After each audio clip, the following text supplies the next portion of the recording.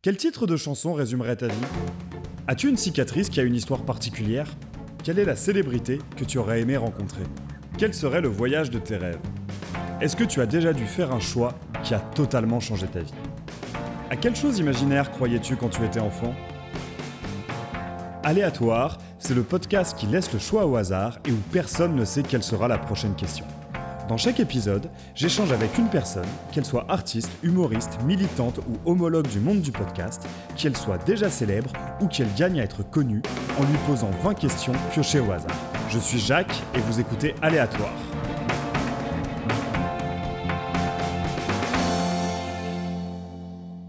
On est parti.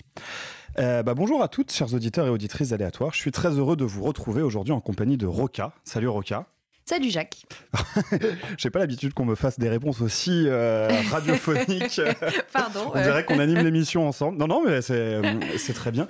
Merci d'avoir accepté mon invitation, de m'accueillir chez toi et en plus de ça, de m'avoir servi un petit déjeuner, ma foi, assez exceptionnel. Je pense qu'il y a du niveau pour les personnes qui passeront après toi. Alors, Roka, t'es avant tout, t'es essentiellement illustratrice. Oui. Également oui. tatoueuse. Je tatoue aussi mes dessins, ouais. Et tu as sorti en 2022 et en 2023 deux livres jeunesse. Donc je te propose qu'on commence par parler de cette activité, de ton parcours. Comment tu as commencé à dessiner ? J'imagine que c'était enfant, comme la plupart des gens qui commencent à dessiner. Oui, c'est ça.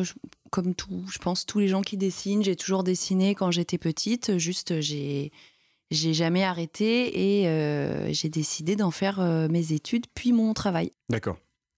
Et du coup, ton parcours d'études, c'était, t'as fait quelle école ?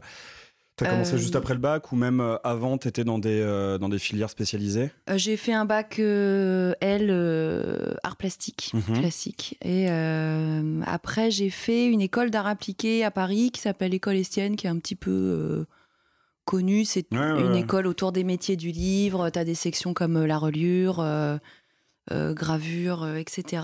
Moi, j'ai étudié, alors rien à voir avec l'illustration, j'ai fait de la typographie. Ok. J'ai dessiné des alphabets pendant 2 ans. C'était long. C'était un peu long de dessiner des lettres. C'était super intéressant. Mais vraiment, moi, ce qui m'intéressait, c'était ce qui commençait à se passer dans mes carnets de croquis, quoi. Le dessin, pour moi. Et pourquoi tu avais choisi la typographie ?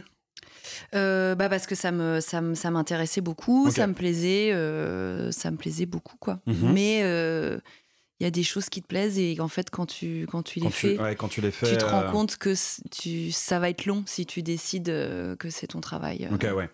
Et t'es resté combien de temps à l'école Estienne ? J'ai fait 3 ans. Il y avait une année de mise à niveau parce que j'avais pas le bac art appliqué. Et après, à l'époque, c'était des DMA et maintenant, ils ont fait une diplôme de métier d'art. Et maintenant, je crois que c'est en 3 ans et que c'est un DMAD. Ok, bon, je sais pas trop. Ils ont changé c'est le moment où tu te sens vieux. Ils ont changé le nom de mon diplôme. C'est un peu différent. Voilà. Et donc, comment t'as commencé ton activité une fois que t'as eu ton diplôme ? Alors, quand j'ai eu mon diplôme, donc c'était un niveau BTS, on va dire. Moi, je voulais avoir un niveau Bac plus 3. Ok. Donc, j'ai enchaîné avec une licence pro qui était un petit peu plus généraliste, où c'était à la fois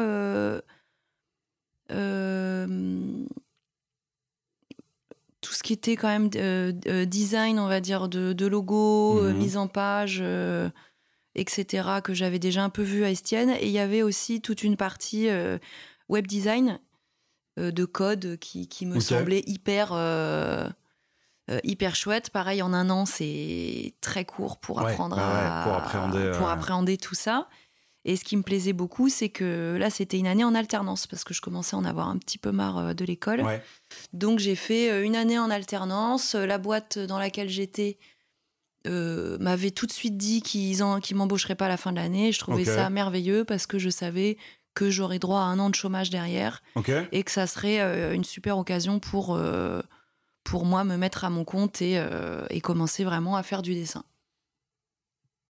Ok, donc tu as directement commencé à ton compte après l'alternance études, ouais. Et après les études. Ok.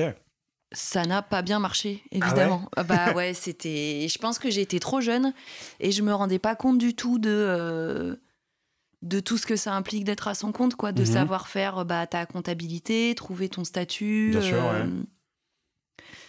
T'as quand même des cours à l'école, mais dans leurs cours, tu fais des devis à 10 000 tout de suite. Tu fais jamais des devis à 10 000 quand tu commences. 2 mois après avoir arrêté l'école, quoi. Tu sais même pas combien facturer un dessin, en fait. Oui. Donc, puis tu sais même pas à qui le facturer, puisque personne sait que t'existes et personne te contacte. Bien sûr, ouais. Donc ouais, au début, j'ai fait des petites expos dans des boutiques, dans des bars, des affiches, des dessins avec Retard. Justement, Retard Magazine, on en reparlera peut-être après, mais qui m'a fait travailler régulièrement sur des dessins. Et puis, au bout d'un moment, le chômage s'est arrêté et j'ai quand même pas mal enchaîné des périodes de boulot alimentaire, puis de chômage, avec toujours mon activité à côté. Et là, je suis à mon compte, depuis juste avant le Covid. Donc vraiment, j'ai eu le nez creux. Ouais, effectivement, le bon moment. Voilà. Et les boulots alimentaires, c'était des trucs liés quand même à ton activité d'illustratrice ou de graphiste, ou même pas du forcément. Tout. Ok. Non. Très bien. Et alors en parallèle, c'est quand même extrêmement lié. Tu tatoues. Ouais. Et également, t'es tatoueuse. Ça t'est venu pendant tes études ou un peu après? Qu'est-ce qui t'a donné envie de te le mettre au tatouage et de marquer tes dessins sur la peau des gens? Alors, c'est toujours un truc qui m'a intéressée. Le tatouage, ça m'a toujours un petit peu fascinée. Je me rappelle qu'en entrant à l'école, les entretiens pour justement pour être en typo, j'avais déjà parlé du tatouage. Qui avait un peu fait rire le jury, parce qu'à l'époque, c'était pas aussi on en parlait moins, quoi. Il y avait vraiment juste quelques vieux magazines sur le tatou qui étaient très des femmes à poil sur des motos, oui, je vois. des mecs avec des bagues en tête de mort. Bon, j'ai rien contre tout ça, mais c'était quand même un peu daté. Ouais, très culture biker. Voilà, c'est ça, très biker, très tatouage old school ou japonais. Ouais, ou lettrage chicano. C'est ça, ouais. Vraiment, il y avait tous les clichés reliés au tatou, c'était ça, quoi. C'est la prison, le rock, les yakuza, donc voilà, quoi. Et un jour, j'ai ma meilleure amie à qui on a offert une machine à tatouer. Ok. Parce qu'elle avait des potes qui voulaient se faire tatouer ses dessins et lui avait dit non, on veut pas aller chez un tatoueur, on veut que ça soit toi qui nous fasse les tatous. Donc regarde, on t'a acheté une machine et puis maintenant tu te débrouilles. Et j'étais à côté d'elle quand elle a reçu la machine et c'était un peu Noël, quoi. Ouais. J'ai regardé ça en étant très jalouse, tu vois, comme quand t'as ta cousine qui a un Furby et toi tu l'as pas eu. Et ça vraiment, sent le vécu, ça aussi. Oui, et vraiment j'étais là, ah waouh, ça a l'air c'est bien. chouette, je peux la toucher, je peux essayer aussi. J'étais jalouse. Non, j'avais très envie aussi de. Ouais, bien sûr. Ça a vraiment réveillé mon envie et ma curiosité pour ça, donc après, je m'en suis acheté une peu de temps après et on a appris toutes les deux comme ça, un peu en parallèle, sur le tas, complètement autodidacte. Ouais. Sur des oranges. Sur des oranges, sur de la peau de cochon. Ouais. Un peu sur nous, beaucoup sur les copains cobayes après, qui étaient motivés et tout, mais on savait pas trop ce qu'on faisait au début, quoi. Et tu te souviens de du premier tatouage que t'as fait? Sur moi? Ou sur toi, la première fois que t'as pas tatoué une orange ou de la peau de cochon, mais une personne qui allait le porter. Alors, le tout premier tatou que j'ai fait sur quelqu'un, c'était sur un copain à moi qui s'appelle Maxime et qui était tellement détendu, alors que moi, vraiment, je suais à grosses gouttes. J'étais là, t'es sûr, ça va? Là, t'as pas mal. Ok, on le fait, ça y est. Et écoute, le tatou est même pas si terrible que ça. Le tatou est même pas si terrible. Donc, les astres étaient alignés ce jour-là, ouais. Et maintenant, ça fait combien de temps que tu tatoues? Écoute, je crois que ça doit bien faire 7 ans. Ok. Ouais, 7-8 ans. 7 ans, ouais. Et t'es donc en résidence dans un salon Je suis chez Foutu pour Foutu, qui a le meilleur nom de salon de toute l'île de France, on peut le dire, depuis 3 ans. Ok. Très bien. Et c'est eux qui sont venus te chercher ou c'est toi qui cherchais une place Alors, je connaissais déjà une partie de l'équipe parce que Foutu pour Foutu, avant, la majeure partie de l'équipe était dans un salon qui s'appelait la Menuiserie, qui était dans le 17e. Et voilà, ils devaient changer de local et changer un petit peu d'équipe. Moi, je les connaissais déjà, donc ils m'ont proposé d'intégrer l'équipe. Et puis, ça s'est fait comme ça, naturellement. D'accord. Voilà. Très bien. Alors, tu l'as mentionné un peu avant, on va en parler un peu plus en profondeur. Tu as donc fait partie de l'équipe de Feu Retard, que moi j'ai toujours eu tendance à prononcer Retard. Parce que c'est plus cool en anglais, hein. C'est plus cool. Et en fait, j'avais vu un post que vous aviez fait, mais je crois qu'on en avait déjà discuté en off, parce qu'on l'a pas dit, mais on se connaît depuis quelques années maintenant. On s'est croisés à quelques occasions parce qu'on a des amis en commun. Mais donc un post de Retard qui rendait hommage à Jay Retard. Et donc je m'étais dit mais donc le nom est lié à Jay Retard, donc ça se dit Retard, mais non, ça se disait Retard. Ouais, tout est possible. Après, nous, on a toujours dit Retard, mais c'est vrai que Jay Retard faisait partie des idoles et des influences pour la création de Retard Magazine. Mais sinon, non, c'est quand même plus à la française. C'est quand même plus à la française. Et donc, c'était un webzine culturel, on va dire. T'as fait partie vraiment de l'équipe de création ou tu l'as rejointe après ? Alors, j'étais pas là pour la création, mais je l'ai intégrée assez tôt. J'ai fait partie des premiers contributeurs... dans les premières, en tout cas, contributrices, on va dire, qui n'étaient pas du noyau dur de création. Et c'était quoi, du coup, la ligne éditoriale et l'axe, la direction artistique, comme diraient certains aujourd'hui ? C'était super libre. C'était vraiment... c'était de se faire plaisir, de rire. Il y avait vraiment un truc hyper participatif où n'importe qui pouvait nous envoyer un papier, en fait, sur n'importe quoi.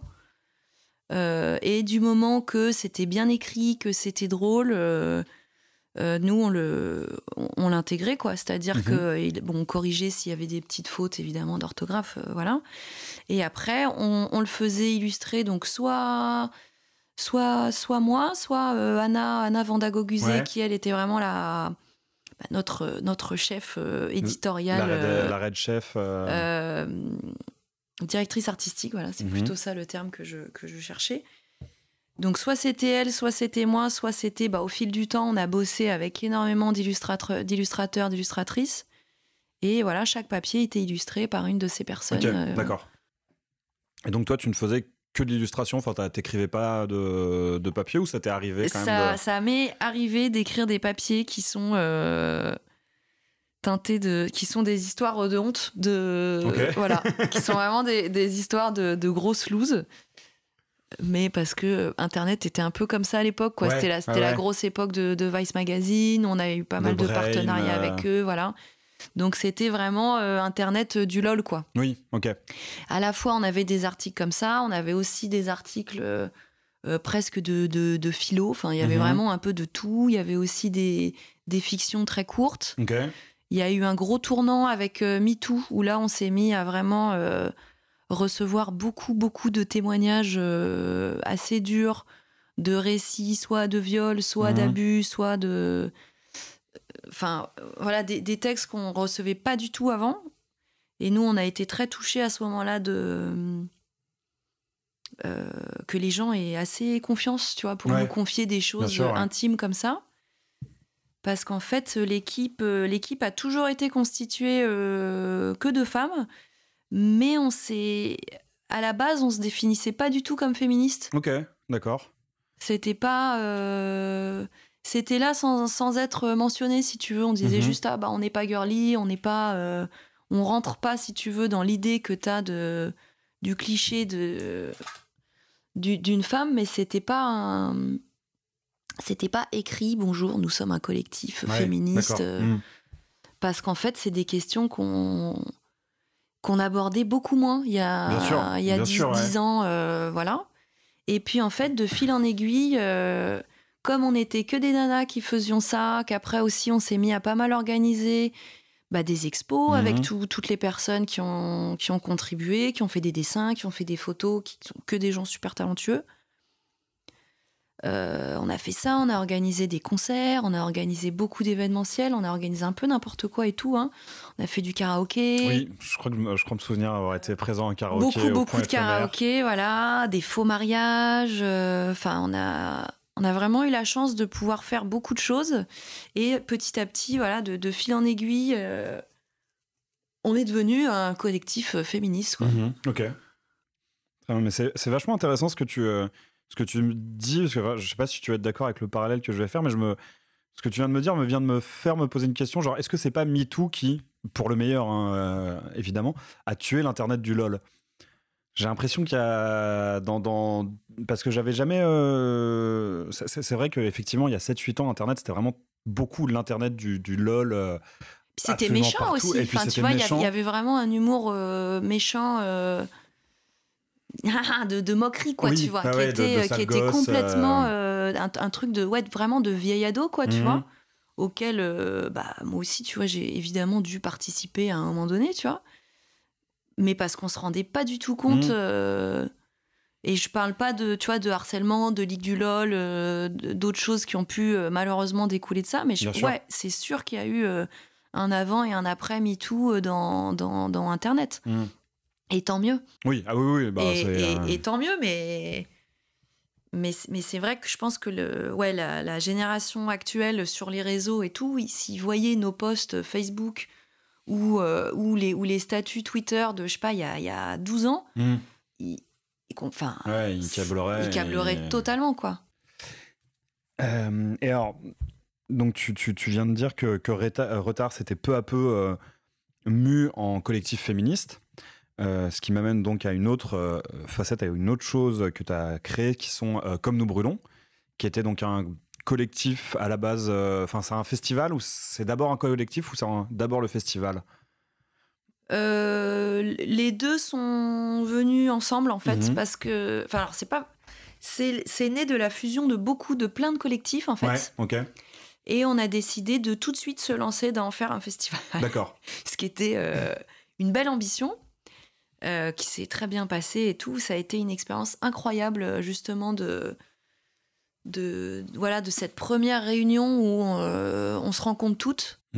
T'as, je sais pas moi, une 15-20 de personnes dans une pièce qui disent « Ok, ça c'est notre collectif, nous on fait ça, nous on a déjà organisé ça, vous qu'est-ce que vous faites ?» Bah nous on est un webzine, moi je fais du dessin, Anna fait du dessin aussi, où chacune en gros on expliquait notre parcours, ce qu'on avait fait, nos envies, et c'était d'une puissance incroyable de se rendre compte qu'en fait, là, si on voulait, on pouvait tout faire. Ouais. On avait des personnes qui pouvaient gérer la partie ingé son, la partie un peu Programmation. On s'est rendu compte qu'on avait toutes les cartes en main pour faire quelque chose sans forcément passer par des mecs, ou en tout cas en ayant ou en tout cas en sachant que les mecs qui interviendraient seraient juste pour nous soutenir. Et voilà, mais le festival a été 100% géré par des nanas, quoi. Ok. Donc il y avait quel autre collectif dans ceux qui... Donc j'ai Retard, j'imagine. Ouais, il y avait et dans Retard. Ceux qui l'ont fondé. Là, je vais être très nulle. Car je n'ai rien en tête.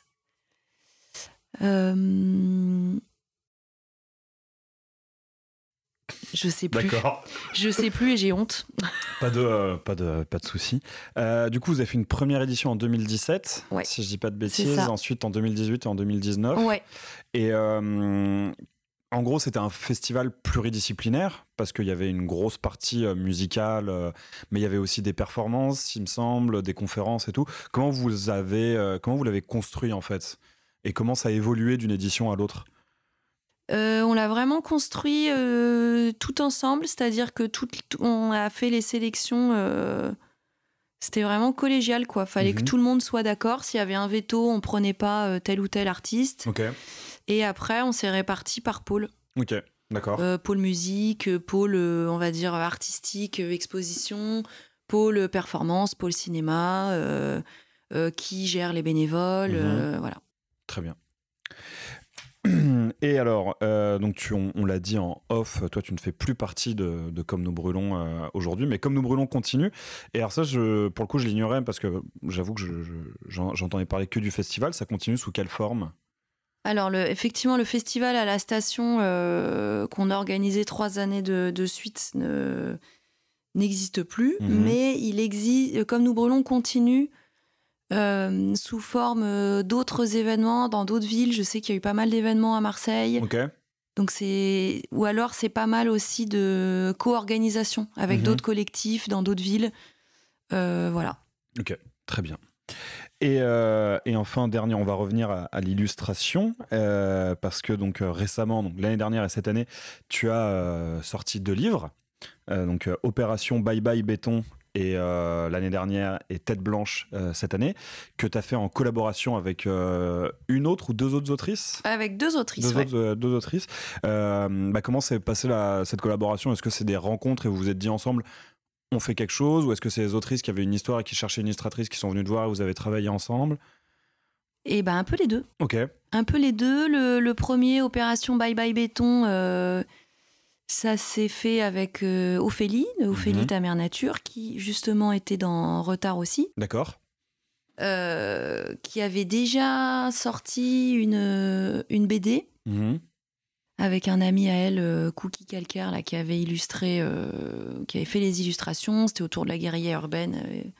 Voilà. Et en fait, là où on a eu beaucoup de chance, c'est que c'est l'éditrice qui est venue chercher Ophélie, qui a dit écoute, j'aimerais bien qu'on fasse un truc ensemble. Ophélie avait bien envie de faire un livre pour enfants et elle avait bien envie que ce soit moi qui fasse les dessins. Donc ça s'est fait hyper naturellement comme ça, quoi. Et ensuite pour Tête Blanche. Et pour Tête Blanche, c'est l'autrice qui m'a directement contactée, qui m'a dit, c'était un super mail, qui m'a dit écoute, salut Roca, j'adore ton boulot depuis des années, je travaille dans une maison d'édition jeunesse, j'ai écrit mon premier texte jeunesse et j'aimerais que ça soit toi qui l'illustre. Est-ce que t'es partante, voilà. Très cool. Et effectivement, t'as un côté genre dernière question qui est un peu général, mais quelles ont été tes influences pour l'illustration ? Parce que t'as un côté qui est à la fois très coloré, très alors j'aime pas forcément ce terme, mais un peu enfantin, et effectivement tu travailles dans l'illustration jeunesse, mais en même temps avec un sous-texte politique derrière qui est assez fort. On en parlait, tu glisses des petits easter eggs pour personnes, pour terroristes intellectuels un peu partout. Mais ouais, qu'est-ce qui t'a inspiré ? Quels sont les artistes dont tu t'es inspiré pour créer ton propre style ? C'est dur à résumer parce qu'il y en a beaucoup à citer. Moi, j'ai beaucoup quand même grandi devant la télé, donc il y a tout ce qui est tout l'univers Tex Avery, cartoon, m'a beaucoup influencé. Et après, vraiment, je pense que je vais répondre un peu comme tout le monde, quoi. Je puise mon inspiration dans la vie de tous les jours, dans la musique, la musique, la pop culture. Après, il y a plein de thèmes qui m'intéressent, qui ressortent pas forcément dans ce que je fais. Moi, j'aime beaucoup tout ce qui est l'astrologie, le tarot, toutes les symboliques comme ça, j'aime beaucoup. J'aime énormément toute l'esthétique des années 70. Les formes très rondes, très colorées. Tout ce qui est, tu sais, l'album des Beatles, le Yellow Submarine, tout ça, là, ça, c'est vraiment des thèmes colorés qui me parlent à fond. Après, en illustrateur jeunesse, j'aime beaucoup Richard Scarry, qui est un illustrateur anglo-saxon. Je ne sais pas s'il est américain ou anglais. Et voilà, en gros, c'est pas mal soit de souvenirs d'enfance, de mois de livres que j'ai bien aimés, ou de dessins animés que j'ai rencontrés quand j'étais petite, quoi. Du coup, est-ce que tu aurais en tête des livres d'enfance qui t'auraient particulièrement marqué ? J'ai un livre que j'ai ici qui s'appelle Magnum Mouse, qui est très cute. En fait, mes parents sont profs d'anglais, donc j'ai beaucoup de livres qui étaient en anglais. Et les dessins sont adorables. C'est l'histoire d'une famille de chats qui se fait qu'est-ce qui se passe ? Ils se font cambrioler par un méchant chat noir. Et en parallèle, il y a une énorme famille de souris qui est chez eux dans leur cuisine. Et il se trouve que la grosse famille de souris poursuit le chat noir et réussit à arrêter le voleur. Et à la fin, ils font un super banquet tous ensemble où ils mangent du crackers avec du fromage dessus. D'accord. Et cette image me remplissait de joie quand j'étais petite de voir les 2 souris, leurs 15 bébés souris et tous les chats manger des petits crackers ensemble. Je trouvais ça incroyable. Voilà. Très bien. Écoute, je pense moi d'avoir fait le tour de ta présentation. Je ne sais pas si tu as des choses que tu veux ajouter.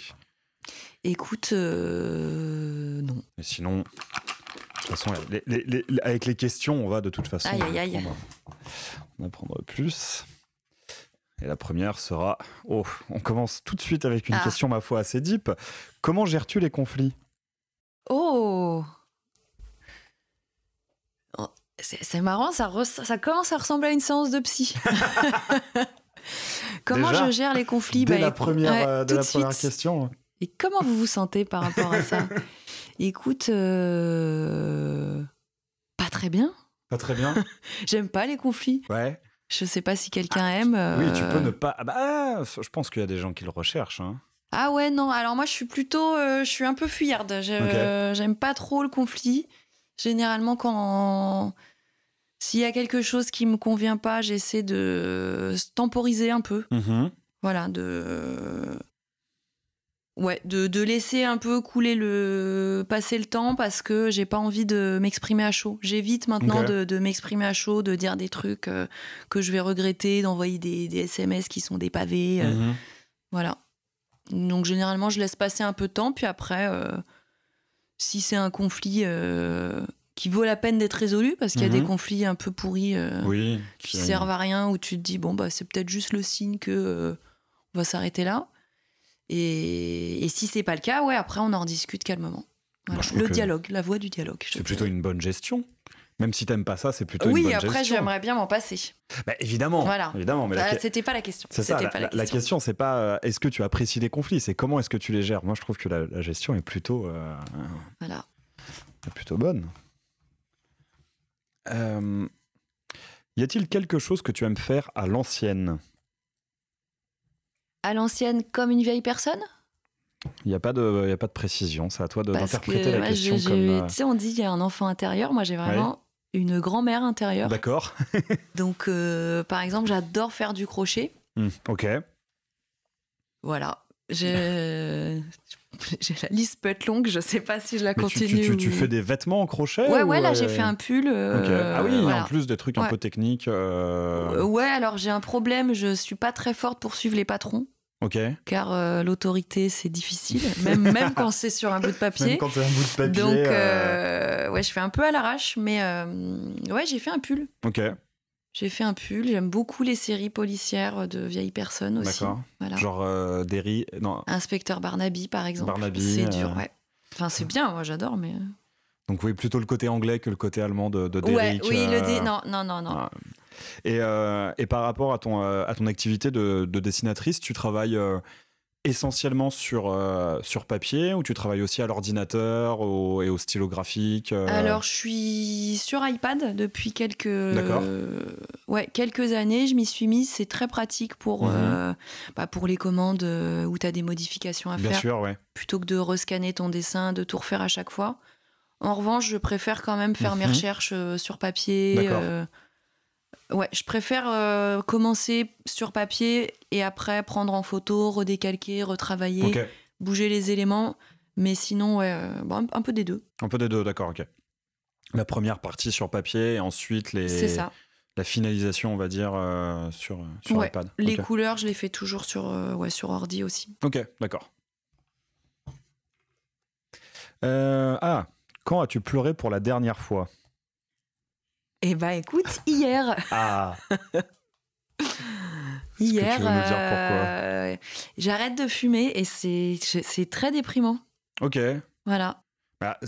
Attends, c'est parce que t'avais une contrariété et t'aurais voulu fumer et donc ça t'a fait pleurer, ou c'est vraiment non, tu peux pas fumer, donc ça te fait pleurer. Écoute, c'est encore une fois, on est chez le psy. J'ai l'impression de faire le deuil d'une pote. J'ai l'impression que j'ai une pote qui est partie et que je vais plus jamais la voir. Et il y a des moments, ça va, tu vois, parce que c'est quand même moi qui ai dit salut. Salut, on va arrêter de se voir en fait. Et ouais, il y a des moments où les petites contrariétés de la vie prennent une dimension, enfin enflent d'une manière énorme, et du coup, voilà. Ou dans ces cas-là, je pleure, je pleure un coup, après ça va mieux, mais. Tu pensais pas que j'allais dire hier, hein? Je trouve que non, mais je trouve que c'est très intéressant comme parce que je crois que j'entretiens à peu près le même rapport à la cigarette, donc que si je devais quitter la cigarette, j'aurais aussi l'impression de dire au revoir à un pote qui a été extrêmement. C'est parce que tu vois là, j'ai fumé pendant 15 ans, j'ai 33 ans à la fin de la semaine, et je me dis en fait les 15 ans que j'ai passé avec la clope, c'est 15 ans où tu te construis à fond, quoi, tu vois. Bien sûr, ouais. Et en ligne de fond, en toile de fond, je sais pas comment on dit, il y avait toujours cette clope, quoi, tu vois, qui était dispo tout le temps, comme, je sais pas, une béquille, un doudou, un réconfort, tout ce que tu veux, une récompense. Voilà, chacun après a sa relation, mais par moments, j'ai vraiment l'impression que, pas qu'on m'ampute de quelque chose parce que c'est moi qui choisis d'arrêter, mais de faire le deuil, en tout cas, de ces 15 années. Ouais, putain, je me suis fait hypnotiser pour ça, et je pense il y a vraiment des trucs dans ma tête qui ont bougé, du coup. Mais ouais, tu vois, cette nuit, j'arrivais pas à dormir. Il paraît que ça joue aussi un peu sur le sommeil. Et du coup, je pensais à ça. Ouais. Truc bien deep, genre, ouais, mais la clope, quelle est ta relation ? 15 ans, quand même. Je m'auto-psychanalysais, quoi. Ok, ouais. Et ouais, c'est assez intéressant en tout cas de se poser la question de son rapport. Mais ouais, je trouve ça super intéressant, et je trouve que ça explique, et c'est la première fois que j'entends ça, mais je trouve que ça explique beaucoup pourquoi c'est aussi dur à arrêter, parce que c'est vrai que je connais personne qui a commencé à fumer à 40 ans. Toutes les personnes que je connaisse qui fument ont commencé en étant ado, et donc c'est vrai que c'est un truc qui t'accompagne au moment où tu te construis, et donc abandonner ce truc, non, ouais, c'est ça. Et puis moi, à l'époque, c'était un peu un truc rebelle, tu vois, quand même. Fumer, il y a toujours eu un peu ce côté où tu te dis... moto, back-tête de mort. C'est ça, quoi. Ça allait avec le truc des tatous, et où tu te dis, c'est marrant, à l'époque, je pensais que c'était une forme de liberté de faire des gros fuck à tout le monde et de fumer, et aujourd'hui, t'es là genre, non, la vraie liberté, ça serait pas de guetter l'heure de fermeture du tabac quand t'es en terrasse avec tes potes, quoi, tu vois. Ouais, oui. Si tu vois ce que je veux dire. Étant un fumeur de roulé, ça m'arrive moins, en fait. Ouais. Mais moi, ça fait partie des trucs qui m'énervaient, tu vois, à la fin de... Je vois ce que tu veux dire, ouais. De s'organiser autour de ça, c'est chiant, quoi. Trouves-tu que le physique soit révélateur des personnalités ? Ah, c'est marrant, je l'ai entendu sortir, elle, dans un des précédents podcasts. Dans un de ceux que t'as écouté ? Ouais, dans un de ceux que j'ai écouté. Ah, difficile question. Tu peux prendre un peu de temps pour réfléchir. Oui, du coup, je suis dans mes pensées. Il n'y a pas d'obligation de rapidité dans les réponses. J'ai envie de dire oui, mais ça fait un peu science du Moyen-Âge. Vas-y. Tu sais, c'est quoi ? C'est la phrénologie, là, où en gros t'es très physique, avait un lien avec je sais pas moi, t'as des yeux globuleux, t'es avare, enfin tu as des trucs complètement tordus, oui, et qu'on même pu aller jusqu'à justifier l'esclavage. Ouais, voilà, donc j'ai envie de dire oui, en même temps du coup j'ai pas envie de dire oui à cause de ces raisons là, mais je sais pas si c'est le physique, mais en tout cas je pense qu'il y a des gens qui dégagent des trucs qui font que t'as envie d'aller vers eux ou pas, quoi. Oui. J'ai quand même l'impression que t'arrives à savoir si les gens... Il y a des gens qui ont l'air bêtes. Je suis assez d'accord, ouais. Il y a des gens qui ont l'air bêtes, les pauvres. Je suis désolée pour eux, parce qu'il y en a probablement qui ne le sont pas. Mais c'est vrai qu'il y a des gens, il suffit que t'as l'impression, quand tu croises leur regard, ils sont pas très habités, quoi.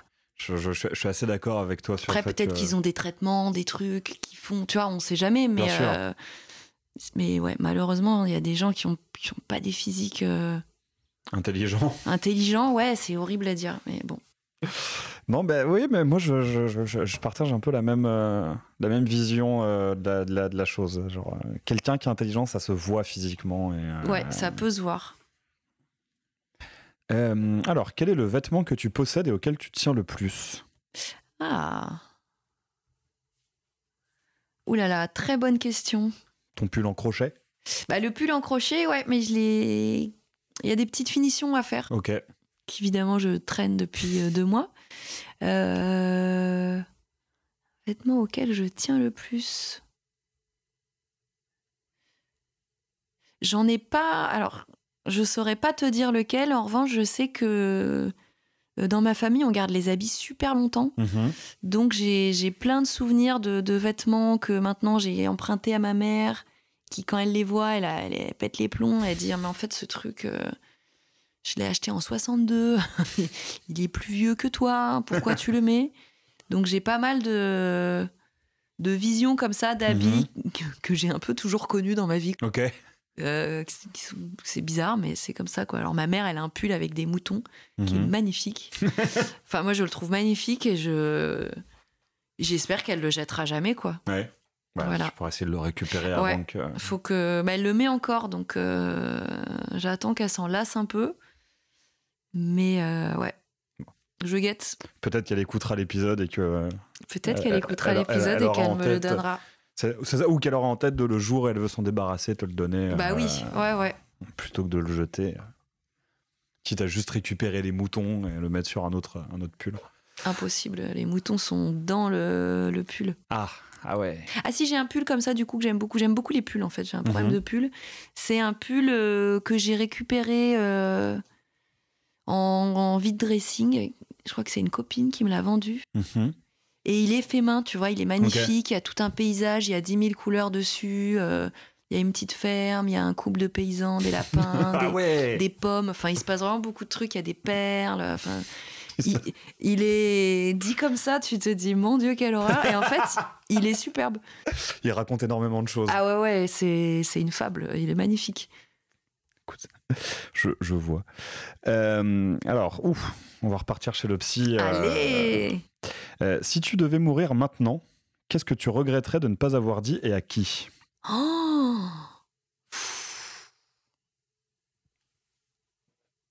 Waouh. C'est dur. C'est horrible comme question. Bah, c'est horrible parce que... ouais, j'ai perdu enfin, il y a des gens qui sont décédés que j'aurais aimé peut-être voir plus avant qu'ils partent, quoi, tu vois. Ouais. Donc ouais, vraiment question triste, mais il y a des pas trop envie de détailler plus. D'accord. Mais oui, mais en gros ça serait quelque chose comme ça, quoi. Très bien. On regrette des choses qu'on n'a pas dit, pas des choses qu'on a dit. Oui, c'est ça. Qu'est-ce que tu regretterais de ne pas avoir dit? Ouais. Effectivement, mais c'est une bonne idée pour si je dois ajouter Qu'est-ce qui te hante la nuit? Quelle phrase te hante que tu as prononcée? Si je dois ajouter des questions, qu'est-ce que tu as dit que tu regrettes d'avoir dit? Celle-ci, je l'aime beaucoup. Enfin, je les aime toutes, mais celle-ci, je l'aime quand même beaucoup. Tu peux faire voter n'importe quelle loi, laquelle choisirais-tu? Oh là là, il y a beaucoup de lois à faire voter en ce moment. Oui.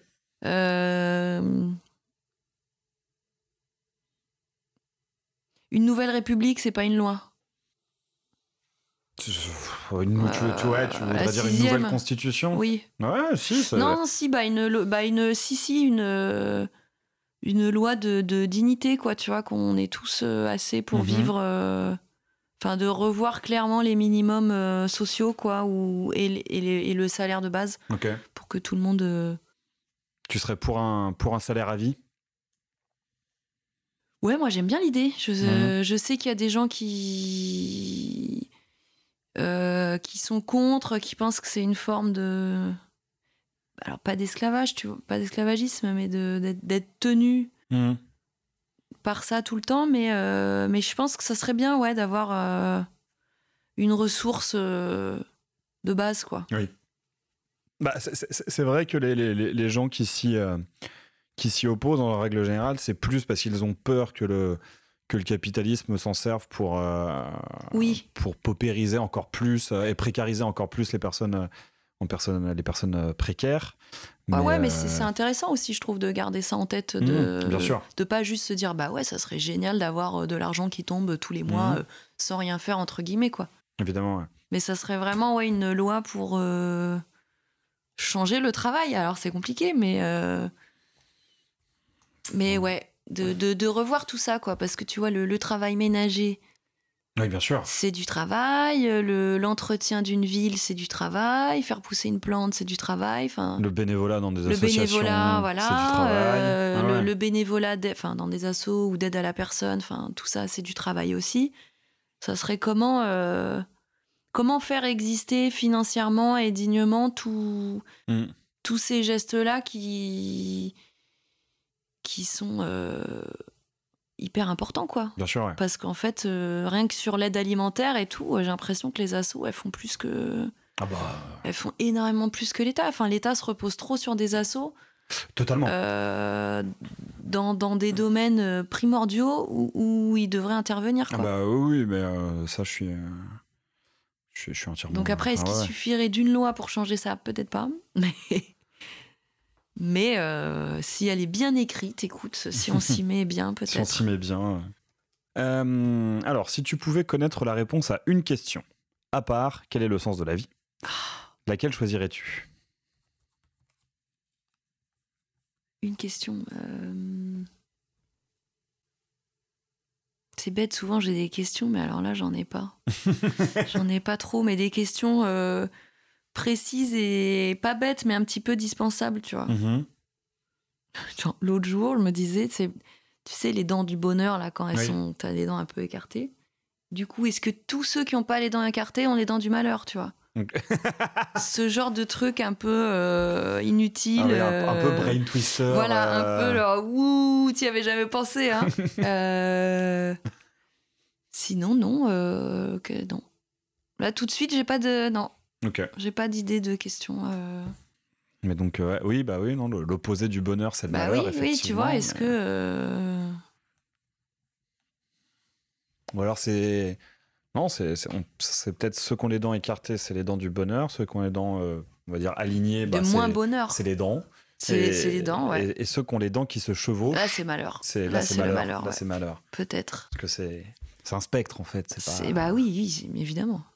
Quelle est la chose que tu as achetée avec ton premier salaire ? Qu'est-ce que j'ai acheté avec mon premier salaire ? J'ai acheté mon ordi. Ok. Voilà. Très bien. Ça, ouais. Et c'était quoi ton premier job ? Mon premier job. Alors, c'est pas avec lui que j'ai acheté l'ordi parce que ça payait pas hyper bien. Ça payait pas assez. Mais j'ai été lutin du Père Noël. Ok. Voilà, c'est-à-dire que dans le cadre d'arbres de Noël de grandes entreprises, moi, j'enfilais mon petit déguisement en polaire, tu vois, avec un petit chapeau pointu et tout. Et puis, j'étais lutin du Père Noël. J'ai aidé le Père Noël à distribuer des cadeaux. On faisait des ateliers avec les enfants, voilà. Et ça ressemble à quoi, le CV d'un lutin du Père Noël ? Alors, c'est la marraine d'une copine qui avait la boîte. Donc, donc à part dire je suis souriante, j'arrive à l'heure et je suis pas zinzin. Et j'apprécie la compagnie des enfants. Et j'aime bien les enfants, voilà. Et le reste de l'année, on faisait ça, mais dans des goûters d'anniversaire, mais pour des familles un peu aisées, tu vois. Et il y avait plein de thèmes. Ok. Donc, j'ai aussi été... comment il s'appelle ? Tu sais, les Oompa Loompa, là, dans Charlie la chocolaterie. J'ai été Oompa Loompa, j'ai été astronaute, sorcière, princesse, un peu de tout. Ok. Un peu de tout. C'était cool, tu te déguises, tu manges du gâteau. Et tu joues avec des enfants. Tu joues avec des enfants, des fois t'es dans des boîtes, c'est n'importe quoi. Quand j'ai été Oompa Loompa, c'était sur la place Vendôme, par exemple. Ah oui. Ça n'a aucun sens. D'accord, non, voilà. Effectivement. T'as pas été mignon par hasard ? Non, je pense qu'il y a un copyright qu'on pouvait pas avoir. Déjà, Charlie et la chocolaterie, c'était pas exactement le... Ok, ouais. C'était Charlie et la chocolaterie, mais la mauvaise VHS, tu vois. Ouais, ok. La fausse. Si tu pouvais garder jusqu'à 90 ans le corps ou l'esprit de tes 30 ans, que choisirais-tu ? Oh bah le corps quand même. L'esprit... L'esprit, je pense que c'est plus facile de l'entretenir. Enfin, je dis ça parce que je suis pas très sportive, peut-être. Mais ouais, je pense que je garderai le corps, ouais. Ouais. Ouais. Alors, je suis assez... Je suis d'accord avec... Enfin, je réponds la même chose. Ça serait bizarre aussi d'avoir 90 ans et de continuer de dire genre, ou tu vois. Oui. Je pense qu'à un moment donné, tu vieillis. Voilà. Non, mais ouais, j'ai un peu les mêmes raisons que toi. Quelle découverte pourrait changer le cours de l'humanité ? La téléportation. Ouais. Ok. Le cours de l'humanité, c'est vrai que ça serait pratique, la téléportation, mais... Ça risquerait de changer pas mal de choses. Ça changerait des trucs. Est-ce que ça changerait en bien ? Ça ferait peut-être un peu de bazar. Quelle découverte ? Des aliens. La vie dans l'espace, une autre planète à conquérir, un truc... Toi, tu penses direct conquérir, quoi. Oui, c'est la conquête. S'il y a de la vie, de la vie, on va conquérir. T'as vu l'état dans lequel c'est ici ? Faut un plan B, là. Allons niquer celle des autres. Faut un plan B, parce que là, le plan A, il va pas du tout. On n'est pas né au bon moment. C'est tout. On est né à un moment difficile. Effectivement. Alors, du coup, je vais la poser, même si elle est sortie dans l'épisode que j'ai enregistré hier, mais la question un peu totem d'aléatoire, à quelle époque aurais-tu aimé vivre ? Eh ben, écoute, moi, j'aurais bien aimé avoir une vie de boomer, avoir du boulot, toute ma maison en plastique, des bêtes d'artistes à voir en live. Ouais, ça aurait été cool. Ok. Ça aurait été cool. Être une femme dans les années 50-60, ça devait pas être la folie, ça c'est évident. Mais pour le reste, ils ont quand même bien profité. Hein. C'est vrai. Ils ont quand même bien profité. Ils ont quand même bien profité, ouais. Ouais. Je reste là-dessus. Es-tu sensible ? Oui. Tu veux développer ? Non. D'accord.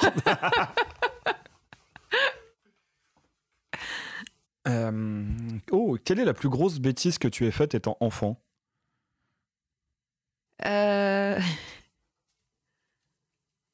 Grosse bêtise. J'ai nourri le magnétoscope, pensant bien faire, parce que je voyais qu'il mangeait les cassettes.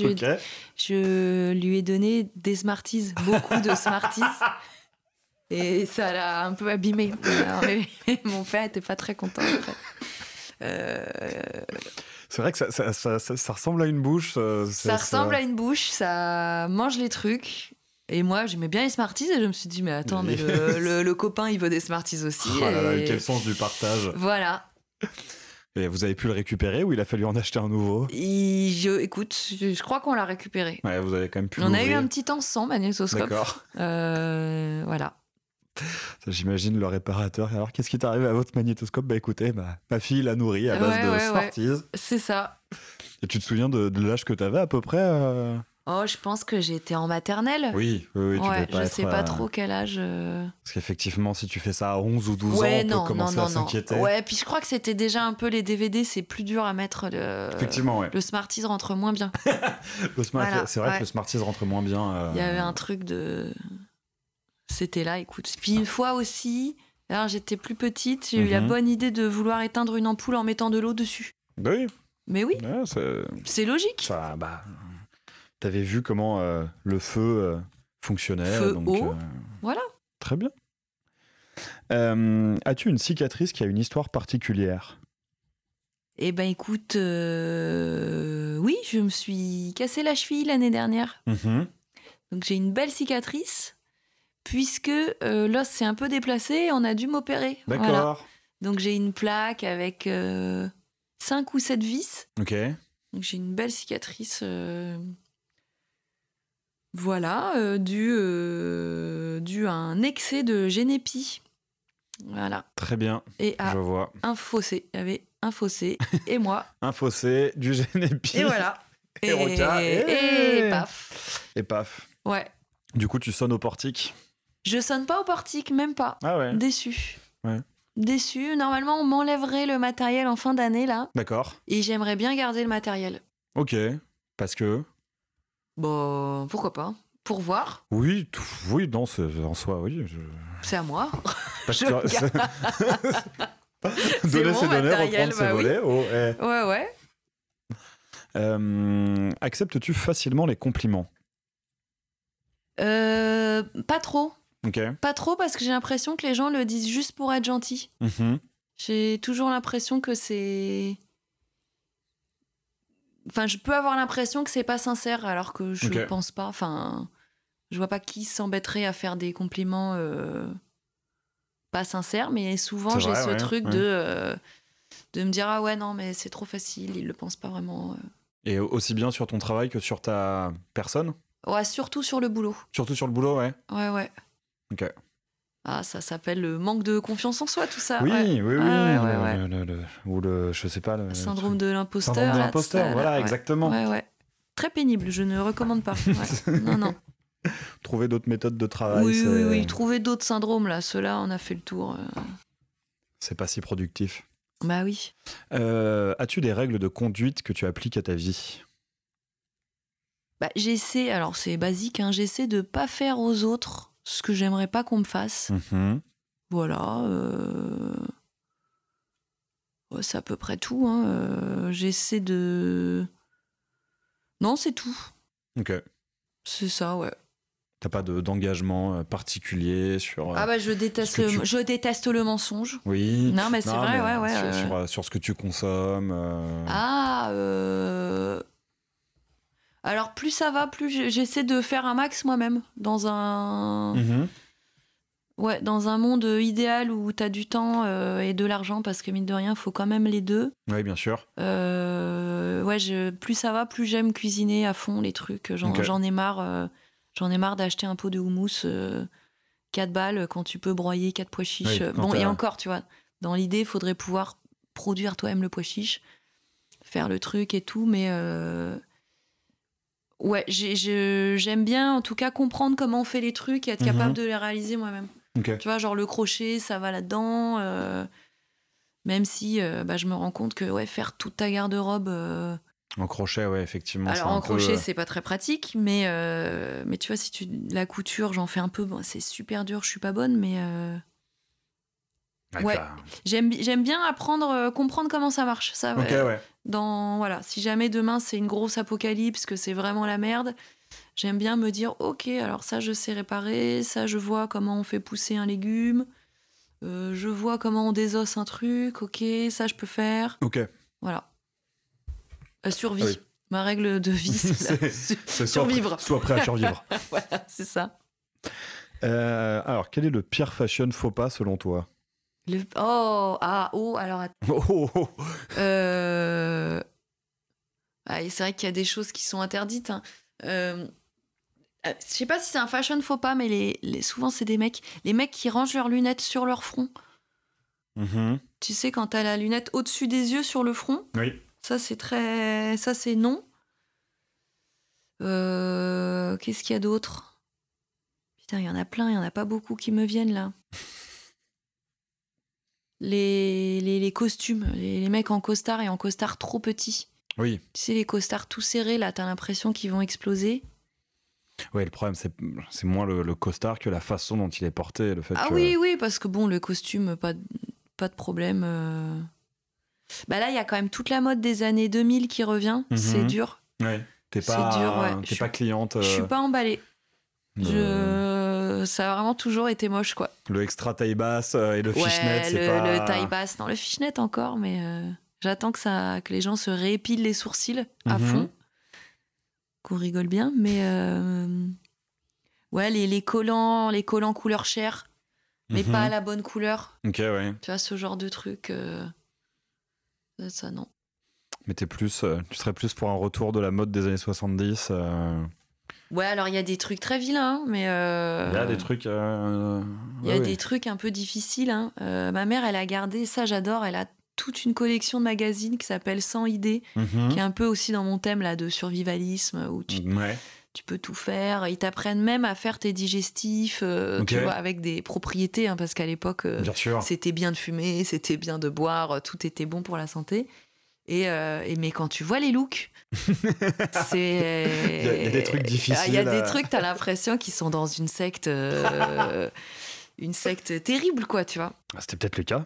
C'était peut-être le cas, j'espère qu'ils en sont sortis depuis. Ils étaient peut-être d'ores et déjà dans une secte survivaliste. C'est ça, à l'époque. Ouais, peut-être. Hein. À refuser le plastique et tout. Aimerais-tu savoir quelque chose sur ta vie future ? Ouais, j'aimerais bien savoir si... c'est peut-être un peu triste comme question, mais c'est une question que je me pose en ce moment. Est-ce que je vais réussir à vivre de l'illustration toute ma vie, tu vois ? Ok, ouais. Voilà, c'est un peu dur d'être indépendant, d'être à son compte. T'as des moments où t'as pas du tout de boulot. Oui. Ce qui est un peu inquiétant, hein, quand même. Donc là, je suis dans une période où c'est quand même un petit peu calme, ça reprend doucement. Et du coup, parfois, cette idée me traverse de tout plaquer pour aller apprendre à tricoter des pulls et faire pousser des carottes ou je sais pas quoi faire d'autre. Du coup, des fois, ouais, j'aimerais bien me dire, est-ce que ça vaut le coup ? Est-ce que je vais réussir ? Est-ce que... Parce que du coup, oui, on l'a pas forcément abordé, mais en parallèle du tatouage et des livres, tu travailles pour qui et pourquoi essentiellement ? Les livres, c'est des commandes aussi. Hein. Oui, bien sûr. Oui. Après, je travaille, c'est assez varié. Je travaille pour de la presse, des magazines. Okay, d'accord. Des associations, pour des choses. J'ai pas mal travaillé pour les droits des enfants, des choses comme ça. Ça peut être des marques. J'ai fait une collection de bijoux, c'était super de passer d'un dessin à un objet, une réalisation. En plus, c'était hyper bien fait, donc c'était magnifique. Ouais, c'est assez varié. Ok. C'est assez varié, que ce soit dans les clients ou dans les supports, quoi. Ça peut être des affiches, des objets, des fresques, des livres. C'est ça que j'aime bien dans ce travail, c'est que tu t'es surpris tout le temps. Tu peux être surpris tout le temps, quoi. Oui. On va te chercher pour faire des choses auxquelles tu n'aurais jamais pensé. D'accord, ouais. Si tu ne devais garder qu'un seul sens, donc le toucher, la vue, l'odorat, l'ouïe ou le goût, lequel serait-ce ? C'est dur.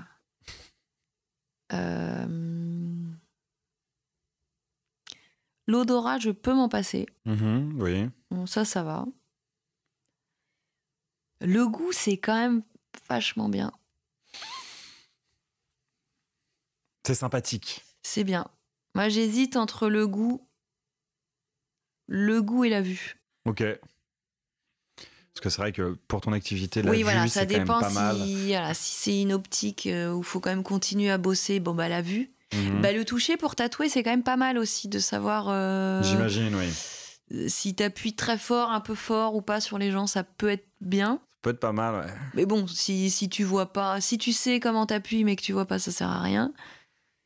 Ouais, bon, on va garder la vue, hein, mais t'es sourd, du coup. Ah bah oui, du coup, oui. Ouais. Ah oui, c'est chiant, ça reste globalement chiant comme situation. Hein, oui, c'est sûr. L'idée, c'est pas de... Si je dois travailler la vue, si je dois pas travailler juste le goût. Ok, d'accord. Très bien. Alors, il y a déjà eu une question un peu similaire, qui était... Encore une question de psy, je le sens. Non. Ça dépend de comment tu vas répondre, mais c'était sur l'innovation, l'invention qui changerait le cours de l'humanité selon toi. Là, c'est quelle innovation technologique aimerais-tu voir inventée ?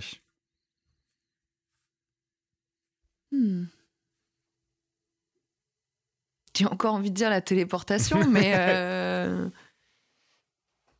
technologique. Tu t'en servirais de la téléportation ? Ah oui, oui, à fond. Parce que t'aimes pas le trajet C'est trop long, tu perds du temps. Alors, il y a des trajets qui sont jolis, tu vois, mais les transports en commun, voilà. C'est vrai. Voilà. Qu'est-ce que tu ferais du temps que tu gagnerais en te téléportant ? Je passerais plus de temps là où je vais. Ok. Tu vois ? Ou je me téléporterais plus. Ok. Alors attends. Ou tu partirais plus tard de chez toi. Je pense que c'est surtout ça. Ouais. C'est fini le je suis en route alors que t'es pas du tout en route.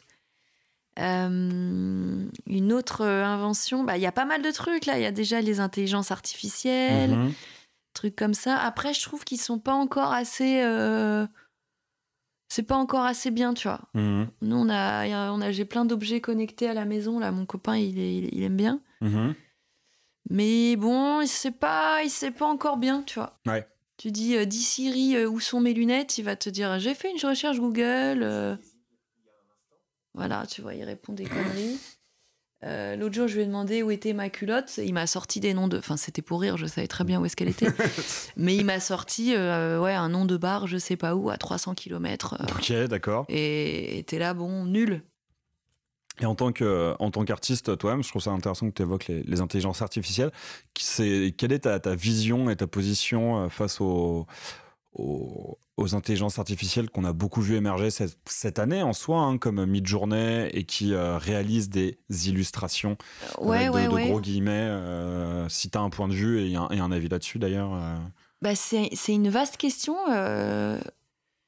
Je sais pas trop ce que j'en pense. J'ai une amie qui s'en sert beaucoup dans son travail. Elle fait des collages numériques et tout. C'est trop bien. Enfin, typiquement, elle, ce qu'elle en fait, je trouve ça génial. Après, c'est vrai que il y a un côté flippant, quoi. Il y a un côté flippant parce qu'en plus, quand tu t'en sers, tu nourris l'outil, donc tu permets de l'affiner. Donc, comment dire ? Donc, son développement, il est un peu exponentiel aussi. Enfin, il s'est capable de faire des trucs maintenant qui n'étaient pas possibles, je sais pas, il y a 15 jours, il y a un mois, il y a 2 mois quand c'est sorti. C'est les trucs comme ChatGPT, tout ça, moi, qui me questionne plus. Ok. C'est assez... Ouais, je sais pas, c'est assez flippant. Là, il y a une autrice de BD que je suis qui avait posté tout un strip là-dessus où, en fait, elle disait qu'elle avait essayé d'utiliser cet outil pour faire un scénario de BD, qu'au début, ça allait évidemment pas trop, tout, quoi. Ouais. Et qu'en fait, en très peu d'essais, l'IA avait un peu capté son humour à elle, qui est un humour de l'absurde et tout, et qui avait même des vannes qui, elle, la faisaient marrer et qui auraient pu être intégrées dans son boulot, quoi, tu vois. Et là, tu te dis, bah, c'est fascinant, déjà. Oui, c'est quand même ouf. Mais c'est quand même flippant aussi de te dire, bah, si toi, t'as passé 10 ans à essayer de développer ta patte, de savoir... Enfin, d'apprendre, tu vois, à écrire, à faire tes chutes, ou à dessiner, à faire de la peinture à l'huile, enfin, tout ce que tu veux, et que t'as un machin qui est capable de le faire en 10 minutes, je comprends que Tu t'inquiètes. Tu t'inquiètes un peu. Après, j'ai quand même l'impression qu'à chaque fois qu'il y a une nouvelle technologie, on a cette peur panique et qu'en fait, il y a des choses dans la tête, dans l'esprit humain qu'on pourra jamais atteindre avec un algorithme ou une technologie, quoi, tu vois. Voilà. Très bien. Mon point de vue d'experte. Si tu devais disparaître et changer d'identité, que ferais-tu ? Quelle serait ma tactique ou quelle identité je prendrais ? Je te laisse répondre à la question comme tu l'entends, comme ça. Moi, j'ai envie de parler de Xavier Dupont de Ligonnès, là, tu vois. Oui, je comprends, ouais. Moi, je pense qu'il est vivant. Ouais. Ouais. Du coup, je pense que je m'inspirerais un peu de ce qu'il fait, tu vois. Ouais, mais on sait pas ce qu'il a fait. On sait pas ce qu'il a fait, c'est vrai. Enfin, on sait qu'il on sait a tué sa famille. Oui, ça, oui, c'est vrai. Mais on sait pas ce qu'il a fait ensuite pour disparaître. Et qu'est-ce qui te fait dire qu'il est vivant ? Trop malin. Trop malin, puis le suicide, c'est pas très catholique. Comme il était un peu catho. Bon, tout ce qu'il a fait n'est pas très catho non plus. Non. Je me dissocie de... Puis justement, ça a l'air d'être quelqu'un qui a pas mal galéré dans sa vie professionnelle. Donc, est-ce qu'il est si malin que ça ? Ah, si, je pense que c'est quelqu'un de malin. Qui s'est retrouvé acculé. Mais, alors attends, moi, si je devais disparaître, qu'est-ce que je fais ? Est-ce que c'est un tuto ? On est dans un tuto, faut dire les étapes. Tu peux faire le tuto, mais déjà, je trouve que c'est pas très rassurant pour ton compagnon, le fait que le premier mot qui te vienne à l'esprit, je ferais comme Xavier Dupont de Ligonnès. Bien. Oui, ni pour ton chat d'ailleurs. Mais on n'a pas de... On a une terrasse en l'air. On peut pas... Je peux rien mettre en dessous. enterrer en dessous. Je peux rien mettre en dessous. On n'a pas de cave. C'est vrai que c'est rassurant tout de suite. Donc, non, c'est rassurant. Pour rassurer les gens, mais je n'ai pas de terrasse sous laquelle t'enterrer, donc sois serein. Je jure qu'il est parti travailler. Bah écoute, non, qu'est-ce que je ferais ? Je vide mes comptes en banque, je coupe les cartes bleues, je ne prends pas de carte SIM et je pars dans un... Alors, soit, je pense qu'il peut être bien, c'est une région genre la Lozère, tu vois. Ok. Parce que c'est très mignon, on capte mal et c'est grand. Soit l'étranger, tu vois. Ouais, c'est ce que j'allais dire. Tu prends le risque de rester en France Ah, je pense qu'il y a des coins en France où personne vient jamais. Ouais. Et je ne dirais pas lesquels. Ah, bien vu. Bien vu. Parce qu'il n'y a pas longtemps, justement, il y a quelqu'un qui a répondu à cette question et qui a donné tout son plan et qui, à la fin, a dit « Merde, le truc, c'est que si je fais quelque chose et que je dois l'appliquer, là, c'est bon, la police m'a retrouvé. » Non, je pense qu'il faut trouver un truc un peu paumé. Paumé et pas attrayant, tu vois. Oui. Pas un truc où on se dit, ah oui, évidemment, elle est à Vegas avec une perruque, tu vois, non, c'est pas ça. Ça va pas marcher.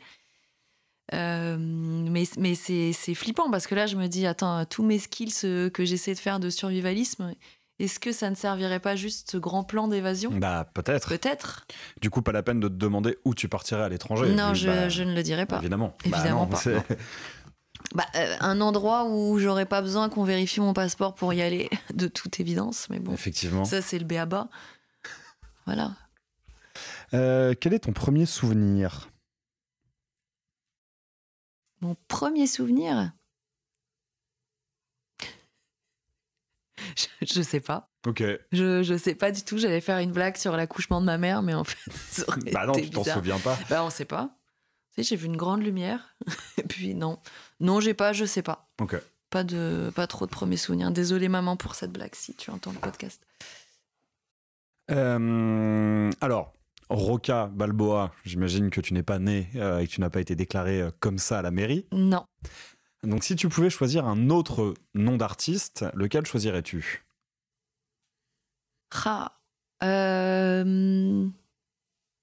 Des fois, j'aime bien inventer des noms de groupes ou de scènes. Et bien entendu, là, je n'en ai pas en tête. Évidemment. Mais ouais, j'aimerais bien un alias un peu cool pour faire de la chanson. Tu fais de la musique ? Pas du tout. D'accord. Mais pas du tout. Tu voudrais quand même l'alias au cas où, ça peut servir. Ça, ou sinon, je me dis, si jamais je veux faire une autre carrière, je peux prendre mon nom civil. Oui. Oui, voilà. Mais c'est pas un... Oui, si, en soi. C'est... Ouais, je sais pas. Très bien. Et alors, la dernière que je tire... Moi... Elle est retombée dedans, pourtant elle est sortie hier, elle. Non, c'est pas normal. C'était que fais-tu pour t'endormir ? Ah, ouais, non. Oui, elle est pas bien pour conclure. Non. Ah, celle-ci pour conclure est pas mal. Qu'est-ce qui est légal maintenant et selon toi ne le sera plus dans 20 ans ? Macron. Ouais, j'ai envie de rester juste là-dessus. Okay. Mais tu préfères peut-être une autre réponse Non, moi, Macron, ça va. Après, je n'ai pas tendance à considérer comme légal, mais c'est une personne, tu vois. Oui. Donc, oui, je vois ce que tu veux dire. Qu'est-ce qui est... tu vois, là, en parlant de... Ça me fait rebondir sur les innovations techniques, là. Mais il y a déjà un peu ça, là, les voitures qui se conduisent toutes seules. C'est pas mal. Mais je pense qu'il y a pas mal de choses dans notre consommation qui seront illégales plus tard, tu vois. Genre là, on boit du café. Bon, le café, c'est hyper chiant à produire. Ça vient de loin. Oui. Ça use beaucoup d'eau. Est-ce que ça a du sens de boire une boisson qui est juste cultivée, je sais pas, à 10 000, enfin, je sais pas à combien de milliers de kilomètres. Je pense qu'il y a des choses comme ça qui seront illégales dans le futur. Alors qu'on pourra se faire une bonne chicorée avec nos endives locales. Alors qu'on pourra bien mâchouiller un bon légume racine pendant l'hiver nucléaire. Ouais. Non, je pense qu'il y a des choses de l'ordre de la consommation qui seront illégales dans le futur. Tu vois, c'était hier ou avant-hier, je tatouais une cliente qui s'est reconvertie, qui fait de l'élevage de chèvres et tout maintenant. Et elle me disait que pendant sa formation, elle a une collègue qui, elle, était dans un élevage de vaches dans l'Est, genre vers Metz, et que pour l'abattage des bêtes, elles étaient transportées jusqu'à 7, ce qui est déjà énorme. Sète, c'est le sud de la France. Oui. Ah oui, c'est loin, oui. C'est très loin. Puis jusqu'en Afrique du Nord pour être abattu. Donc t'imagines le stress de l'animal, bah oui, le coût en carburant, le coût, faut bien payer un chauffeur, voilà et tout. Donc, j'espère que des trucs comme ça pourraient être illégaux dans 20 ans, quoi. Parce que c'est complètement con. Ah oui, ça n'a vraiment aucun sens. Voilà, tu veux continuer de manger de la viande, tu t'ouvres un abattoir à côté, ça fait du boulot, ou tu les abats dans l'élevage. Ouais. Tu vois ? Ok. Donc de ce genre d'absurdité, ça serait bien que ça soit illégal. Que ça devienne illégal. Bah écoute, très bien, merci beaucoup. Mais je t'en prie. À ton tour en piocher 3 si tu le souhaites. Ouh, l'impression de jouer à Motus. Ah, il y a un peu de ça, mais il n'y a pas de boule noire. Il n'y a pas de boule noire. Alors. Je devrais en rajouter une juste pour la blague. T'ennuies-tu facilement ? Malheureusement non. À cause du téléphone. Exactement, ouais. Et parce qu'en plus de ça, cette phrase, tu peux la prendre dans est-ce que tu t'ennuies facilement dans le sens où est-ce que tu es vite ennuyé ou est-ce que tu es efficace dans ton ennui. Enfin, est-ce que tu... faut être efficace. Non, pas efficace, mais est-ce que ton ennui est-ce que ton ennui t'est bénéfique plutôt. Oui. Et malheureusement, je pense que je suis vite ennuyé. J'ai un peu je pense pas avoir un trouble de l'attention, mais je pense que j'ai le trouble de l'attention de toutes les personnes qui ont eu un téléphone assez jeune. Ouais. Et qui ont eu un smartphone finalement à un âge où le cerveau n'était pas encore totalement construit. Parce que moi j'ai eu mon premier smartphone à 20 ans et même là il y a ça reste tard quand même. Après on a à peu près le même âge, je suis un tout petit peu plus jeune, j'ai 29 ans, je vais avoir 30 ans. En soi j'ai eu mon premier smartphone à 20 ans, mais c'était pas ultra commun, les gens de mon âge qui avaient un smartphone encore. Si ça commençait, j'ai peut-être fait partie des derniers à en avoir eu un dans mon entourage, mais bon. Et donc, et puis j'ai tendance à doom scroller de fou. Ouais, mais ça, c'est terrible. Et donc, je suis vite ennuyé parce que j'ai un temps d'intention qui est un peu bref, et mon ennui ne m'est absolument pas bénéfique parce que je doom scroll. Donc, oui et non. Enfin, c'est en fonction de comment on prend la question, oui et non. C'est drôle, un ennui bénéfique. Oui, mais tu vois, je pense que... Je crois que l'ennui, tout doit être utile. Non, pas productif. Alors, est-ce que utile est synonyme... On va partir en débat, là. Est-ce que utile est synonyme de productivité ? Non, pas forcément. Tu vois ? Enfin... Je pense que quelqu'un qui s'ennuie... chez lui et qui du coup va en profiter pour réfléchir à lui-même, à ce qu'il veut dans la vie et tout, c'est pas productif dans le sens capitaliste du terme, mais ça va être bénéfique à sa personne, ça va être utile à sa personne, et je pense que il ne doit pas l'être, mais il peut l'être. Donc pareil, je connais peu, alors peut-être que toi ça n'intervient pas dans ton processus créatif, mais notamment dans les artistes que j'ai reçus sur Aléatoire, il y en a beaucoup qui m'ont dit que l'ennui faisait partie de leur processus créatif, qu'ils avaient besoin d'un moment à cogiter, à flâner. C'est hyper important. Mais même de penser à rien. C'est ça, à rien surtout faire. Surtout de ne pas penser à ton travail. Enfin, c'est très bizarre, mais d'être dans complètement autre chose. Moi, je trouve ça super de s'ennuyer. On a peu de moments où tu peux t'ennuyer, en fait. C'est ça aussi. Tu vois, tout à l'heure on rigolait, la téléportation et tout. Les longs voyages, c'est super pour ça. Bah ouais. Quand tu te tapes 10 heures de bus, 10 heures de bus, c'est beaucoup quand même. C'est beaucoup. Ouais, j'ai fait jusqu'à 24. 24, c'était trop. De car, du coup. De car, ouais. Oui. De car. D'autocar, pardon. C'était pour aller où ? C'était... écoute, j'ai décidé de faire Paris et Édimbourg en car. Ok. C'est long. C'est long. C'est long, et il faut pas commander le grand café là, parce que à Starbucks là, moi je n'y vais jamais. J'ai demandé la pinte de café filtre. Je crois que j'ai fait une petite surdose de caféine après. Ah ouais. Pourtant il est pas très chargé leur café. Ouais, si, c'était beaucoup. Mais c'est bien de s'ennuyer, c'est super. C'est un luxe. Parce que donc toi, tu dirais que tu t'ennuies facilement ou moi, je suis assez contemplative, donc j'aime bien avoir le temps de de rien faire. Enfin, de rien faire concrètement, tu vois, dans ce que tu disais d'utile, de performer, ouais, voilà. Donc ouais, ça, c'est bien d'avoir ce temps-là. Mais socialement, c'est compliqué. Oui.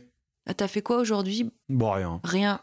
Ah, ok. Et le boulot ? J'en ai pas beaucoup. Mais si tu fais rien... Mais je pense qu'on est un peu comme... comme des plantes, tu vois. On a besoin de repos, de temps de jachère, de trucs. Tu peux pas être tout le temps... Tout le temps... Tout le temps dans l'action, quoi. Dans l'action, ouais. Alors, est-ce que tu es prêt pour une autre question ? Allez. Si tu pouvais hacker l'ordinateur d'une personne connue, de qui serait-ce ? C'est une bonne question, ça. Pour le coup, c'est vrai que moi, j'ai toujours abordé cette question sous l'angle de on va dire, de la justice sociale. Et donc, je hack l'ordinateur de... Il y a quelqu'un il y a pas longtemps qui m'a dit je hack l'ordinateur de Darmanin pour voir ce qu'il a de plus, enfin vraiment le faire tomber. Et je suis même pas sûr que ça le ferait tomber, hein, vu le niveau d'ignominie auquel il est arrivé. Je vois vraiment pas ce qui pourrait le faire tomber. Et du coup, je pense que je hackerai l'ordinateur d'un Jeff Bezos ou d'un Bernard Arnault, ou un truc d'une immense fortune qui ne devrait pas l'être. Et puis, c'est marrant, le compte est vide. C'est bête. Hein. C'est dommage. C'est dommage. Ah là là. Donc je pense que c'est marrant, je pensais à Bernard Arnault aussi. Je ferais un truc un peu Robin des Bois. Vas-y, on va redistribuer. Tu peux, hein. Lui, il a disons de quoi faire. Hein, là, il y a de quoi. Il y a de quoi alimenter quelques familles. C'est flippant. C'est une quantité d'argent. Ça n'a pas lieu d'être. Ça ne devrait pas exister. C'est clair. Ça n'est vrai. Enfin, et je ne vois pas comment on peut le défendre, en fait. Enfin, moi non plus. Puis ça m'énerve les gens qui disent ah oui, mais il travaille beaucoup. Non. Non. Ils exploitent. Puis même si tu travailles beaucoup, t'as pas besoin d'autant d'argent. Non, non. Non. Mais je sais plus qui avait dit que de toute façon même le million ne pouvait pas être éthique, donc oui, c'est ça, quoi. Faudrait ça aurait été une bonne loi aussi, ça, tu vois, de plafonner le... Personnellement, moi, c'est ma réponse. Tu peux faire voter n'importe quelle loi, c'est j'interdis les milliardaires. Ouais, c'est ça. Tu plafonnes le seuil de richesse. C'est ça. Le seuil de richesse, le seuil d'héritage, ou t'annules même, Alors, je reprends une tout au fond. Allez. Le film qui t'a le plus fait pleurer. Il y en a un paquet, hein. Il y en a un paquet. Je pleure assez facilement. Tu pleures beaucoup devant les films. Devant les films, je pleure assez facilement, même si je déteste les films tire-larmes. Ah oui, je vois ce que tu veux dire. Si je sens que le film cherche à me faire pleurer, je vais dire non. Tu rentres pas dedans, ça me gonfle, ouais. Et notamment, c'est pour ça que je suis pas très client de certains Pixar, notamment. Que je trouve un peu, moi, j'allais dire, je pleure beaucoup devant les Pixar, ouais. Il y en a pas mal que je trouve un peu tire-larme. Je crois que celui où j'ai le plus pleuré, c'est Swiss Army Man. Qui est je sais pas si tu as vu Everything Everywhere All at Once. Ouais, il est super. Et c'est le film du duo de réalisateurs de juste avant. Ok. C'est avec Paul Dano. Je sais pas si on dit Paul Dano ou Paul Diano. Et Daniel Radcliffe, où Daniel Radcliffe joue un cadavre qui, quand il pète, fait hors-bord. Voilà. Waouh. C'est en gros un cadavre qui est un couteau suisse humain. Ok. Swiss Army Man. Et c'est vraiment super beau. J'ai beaucoup pleuré devant ce film. J'ai beaucoup pleuré devant Marie et Max aussi, qui est un dessin animé en stop motion. Et en fait, j'ai mes films où je sais que je vais pleurer. Et où des fois je sens que j'ai besoin de pleurer, donc je me mets le film. Le truc cathartique.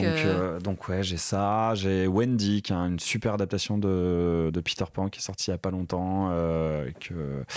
Mais Disney a décidé de massacrer sa sortie, donc très très peu de gens de gens l'ont vu. Pas du tout au courant de ça. Et c'est assez fabuleux. Je recommande. Donc j'ai pas mal de films où j'ai beaucoup pleuré. Toi, ce serait lequel ? Donc, t'as dit les Pixar. Moi, j'ai vachement pleuré aussi à la fin de Six Feet Under, le dernier épisode. J'ai jamais regardé Six Feet Under. J'ai bien lâché ma larme. Et après, je saurais pas dire quel film. Il y a vraiment un tout petit court-métrage de Pixar, mais qui dure genre... Le ratio temps-pleurs est assez efficace, du coup. Qui doit durer, mais je sais pas, mais même pas 10 minutes, où c'est une histoire d'un chien qui est maltraité et d'un chat de gouttière, et à la fin, ils deviennent amis. Bah, je pleure. Ok. Voilà. Très bien. J'ai pleuré quand j'ai vu qu'ils étaient adoptés par le même humain. Ça m'a... Voilà. Et mon mec se moque un peu de moi parce que toutes les séries où il y a des trucs super deep, tu vois, The Last of Us, tu vois, pas une larme, alors que t'as des trucs un peu... Il y a des épisodes super durs. Plein de séries comme ça, tu vois, où lui, je sens qu'il est un peu... que ça le remue. Moi, je suis là... Mais alors, tu me mets des chiens en 3D qui couinent un peu ou une histoire, ouais, voilà, ça y est, c'est genre, oh mon Dieu. C'est tellement beau. Ouais, c'est beau. Et est-ce que, pas à contrario, mais je pense à cette façon de dire la question, parce que moi j'en ai un en tête, un film où tu ne t'attendais pas à pleurer ou t'as pleuré. Un film ou une série où vraiment tu t'y attendais pas et d'un coup, bim, il y a un truc qui est arrivé qui t'a fait... Ah ben, là-haut, hein. Le film là-haut, c'est la grosse larme, là, le début du film.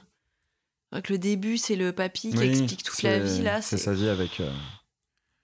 Ouais. Mais c'est vraiment les films d'animation qui me font pleurer. Ok. Ouais. Plus l'animation. Je crois que j'ai pleuré aussi devant... Je sais plus ce que c'est le titre. C'est une nana qui se transforme en panda rouge pendant son adolescence. Là. Ah oui, trop Red bien. Alert. Ouais, Red Alert. J'ai pleuré aussi devant. Ok. Bah, qui est un Pixar d'ailleurs aussi. Super film, j'ai adoré. Parce que non, et je crois que j'ai pleuré quand toutes les femmes elles se transforment en panda là, la grand-mère et tout. Non, bah, je ne crois pas au spoil, donc. Voilà. Mais ouais, moi je pense à cette façon de la question parce qu'il y a pas longtemps j'ai vu un film qui est peut-être aussi le film devant lequel j'ai le plus pleuré d'un coup. Un film qui s'appelle Gagarine, c'est un film français, j'ai oublié le nom de la réalisatrice et du réalisateur, sur la cité Gagarine à Ivry ou à Évry, qui va être détruite, et sur un gamin en fait qui essaye de sauver sa cité. Et alors déjà c'est probablement un des meilleurs films que j'ai vu sur la banlieue. Et un des plus justes et un vraiment qui ne verse pas dans les clichés qu'on peut parfois trouver. C'est bien ça déjà. C'est super touchant et vraiment j'ai regardé tout le film en disant c'est un super film et il y a une scène où qu'est-ce qui se passe et où j'ai pleuré tout ce que j'avais alors que j'étais pas particulièrement triste. Oui, t'étais pas du tout. Je m'y attendais là-dedans, pas du tout et vraiment il y a une scène où je suis en mode bâtard, tu m'as fait ça. Mais ça, c'est encore pire. Enfin, pas pire, mais je trouve qu'il y a vraiment un truc où comme tu t'y attends pas, tu lâches tout, quoi. Oui, t'es là, c'est ça. Non. C'est vraiment, il prend par surprise, quoi. Ouais, c'est vraiment le truc. C'est terrible. Bah écoute Roca, encore une fois merci pour ton temps, ton accueil, tes réponses. Comme je t'ai dit, il y a une dernière question que je pose à tout le monde. Est-ce que tu pourrais me donner 2 personnes que tu aimerais entendre dans Aléatoire, une avec qui tu peux me mettre en contact et une où ce serait le kiff? Alors oui. Merci. Oui, voilà. C'est vrai qu'on m'a encore jamais répondu non à cette question et je pense que je serais bien emmerdé le jour où ça m'arrive. Si j'avais su, j'aurais dit non pour t'embêter. Non. D'accord. Non, merci, au revoir. Alors attends, je vais commencer par... J'ai vraiment pas envie de faire subir ça à qui que ce soit. Ça serait le kiff. Ça peut être pas français. Ça peut être pas français. John Waters, ça serait trop cool. Ouais, ça serait mortel. Ça serait vraiment, vraiment cool. Mais il est pas un peu francophone d'ailleurs? Je crois qu'il passe souvent en France parce que j'avais entendu il était passé sur France Culture, je crois, il y a pas très longtemps quand il a sorti son autobio là. Ouais, mais donc John il y a Waters, un an ou deux. John Waters, ça serait très cool. Et que je connais, il y a pas mal de gens chouettes. Comment choisir? Tu peux en donner plusieurs. J'ai envie de choisir toutes les copines illustratrices, quoi, tu vois. Camille Bertagna, elle est super. J'aimerais bien écouter ses réponses. Anna, j'aimerais bien qu'elle vienne aussi. Elle adore être interviewée en plus. Ah. C'est ironique ou c'est... Oui, tu sais, nous les gens du dessin, c'est vrai. moi on parle... Encore là, ça va, c'est pas filmé. Oui. Là, tu me mets un truc où je sais que je suis filmée, c'est infernal. Déjà, là, j'ai aucune mémoire instantanément. C'est un peu pour ça que je ne filme pas. C'est assez terrible. J'aimerais être à l'aise. Mais dans l'échange, comme ça va, tu vois.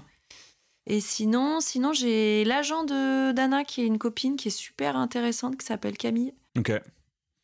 Bah écoute. Voilà. Ça fait 3 personnes. Je pense à un parcours chouette.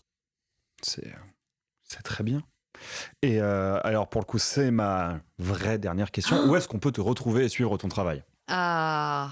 Écoute, on peut me retrouver sur les réseaux, sur mon Instagram, Roca Balboa. Il suffit de taper Roca Balboa, en fait, dans votre moteur de recherche de prédilection. Hein. Sinon, j'ai mon site, rocabalboa.com, où on peut voir tous mes projets d'illustration, de livres, de collaboration avec des marques. Donc, j'ai Instagram.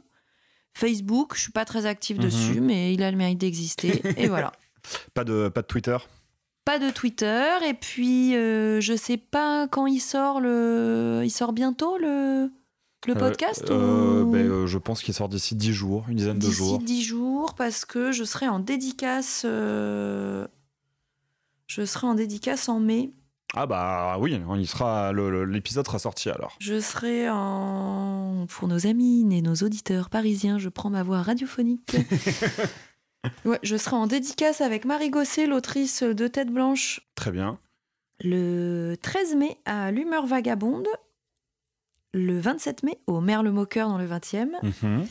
Et également le 10 mai à la librairie Nouvelle et Compagnie. Et ça, c'est à Bois-Colombes. D'accord. Je ne sais pas si j'ai beaucoup de bois-colomboisiens dans mes auditeurs et auditrices, mais en tout cas, j'ai des Parisiens et des Parisiennes. Magnifique. Donc, il y en a peut-être qui habitent à Bois-Colombes et qui n'osent pas le dire. Peut-être. Ou ouais.